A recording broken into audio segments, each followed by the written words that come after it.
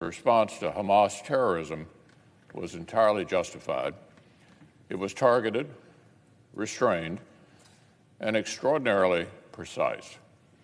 So it was disappointing to see disproportionate blame heaped upon Israel, the victim, and disproportionate pressure put on Israel's democratic coalition government to spearhead the ceasefire with the aggressors. Israel's actions appeared to help restore some measure of deterrence and damaged Hamas' ability to wage terror.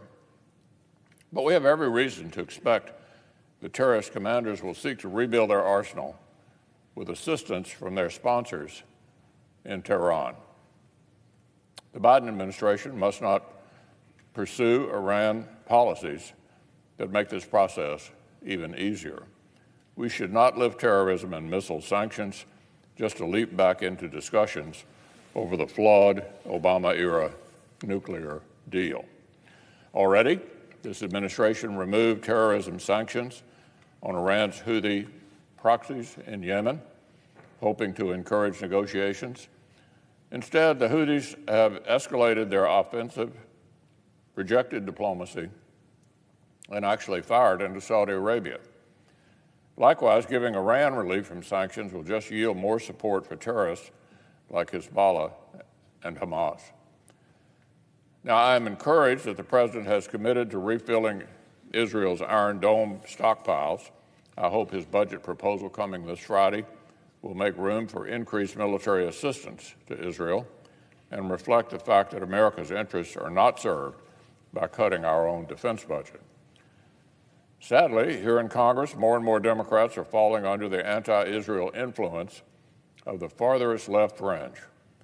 From the junior senator for Vermont, we have a resolution to block a routine sale of precision-guided munitions that would make it harder for Israel to avoid civilian casualties as it defends itself.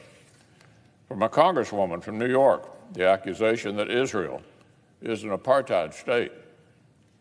Historically, support for Israel has been bipartisan.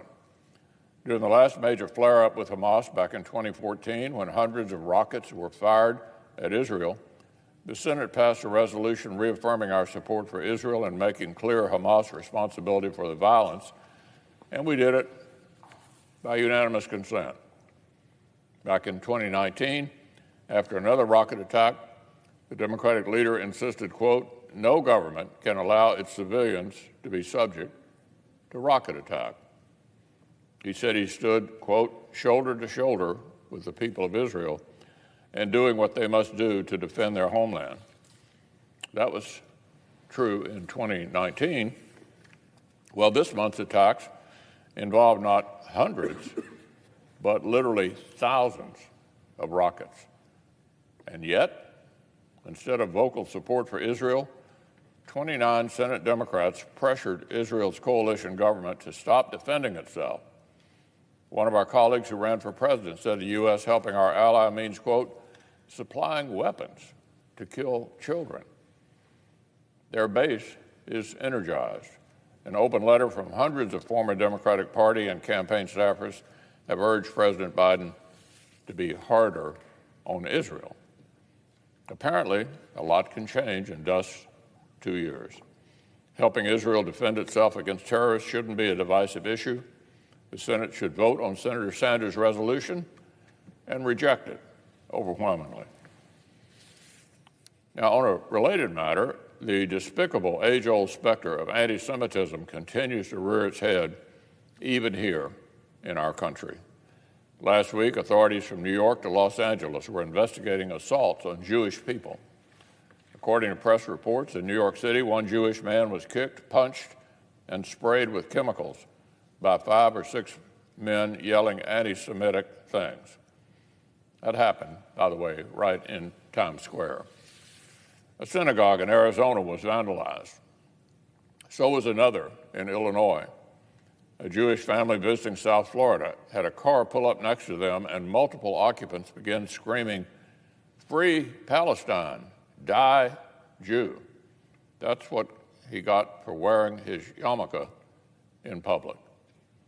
The head of the Anti-Defamation League says, quote, "We're tracking acts of harassment, vandalism, and violence, as well as a torrent of online abuse. It's happening all around the world." This garbage didn't begin a few weeks ago. It isn't a response to geopolitics. This hatred long predates the recent fighting between Israel and Hamas, and it hasn't gone anywhere since the ceasefire. This spring, in the shadow of this Capitol building, a U.S. Capitol police officer was killed in broad daylight by an unbalanced follower of the Nation of Islam, the extremist group led by anti-Semite Louis Farrakhan. This trash should be the easiest thing in the world for every person in a leadership position to call out. But perhaps because Israel has become a strangely controversial issue on the far left, the condemnations do not seem to be flowing quite as easily and unequivocally as they should. Yesterday, a Democratic congressman from Minnesota tweeted this, quote, "I'll say the quiet part out loud. It's time for progressives to start condemning anti-Semitism and violent attacks on Jewish people with the same intention and vigor demonstrated in other areas of activism. The silence has been deafening." End quote. I couldn't say it better myself, Mr. President. So Senator Cotton and I are introducing new legislation to fight anti-Semitism. Our bill will support state and local law enforcement and ensure the bigoted thugs who are attacking Jewish Americans face the full force of our justice system. I'm proud to be co-sponsoring this legislation, though I regret that in the year of 2021 it remains, unfortunately, necessary. I hope every one of our colleagues will join Senator Cotton and myself. Now, on one final matter, the President's decision to retreat from Afghanistan is not clear-eyed or strategic. It's dangerous, wishful thinking. As discussions with the administration are making clear, this decision is not underpinned by a coherent plan to mitigate the geopolitical and humanitarian risk that our departure will create. When we're gone, after we leave, there's every reason to believe al-Qaeda will regroup in its historic safe haven. Giving up the high ground while the enemy is still on the battlefield isn't a strategic move. Neither is banking on conducting so-called over-the-horizon counterterrorism missions without presence on the ground. If we've learned anything in the fight against terrorists, it's the importance of reliable access and local partnerships. Give up the former, and we likely lose the latter. The military currently flies both reconnaissance and strike missions against terrorists from within Afghanistan. The country is not easy to get to.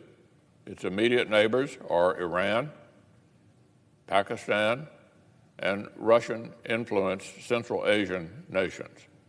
They aren't exactly likely to let us base significant counterterrorism units in their countries. So where will we be basing these forces? How will we maintain sorties from thousands of miles away? How many forces will be required to secure our embassy? If a pro-Taliban mob threatens to overrun it, what will we do to protect it? Where will a quick reaction force be based, if not in Afghanistan? Will it be quick if its response time goes from minutes to hours? We learned from Benghazi the so-called tyranny of distance.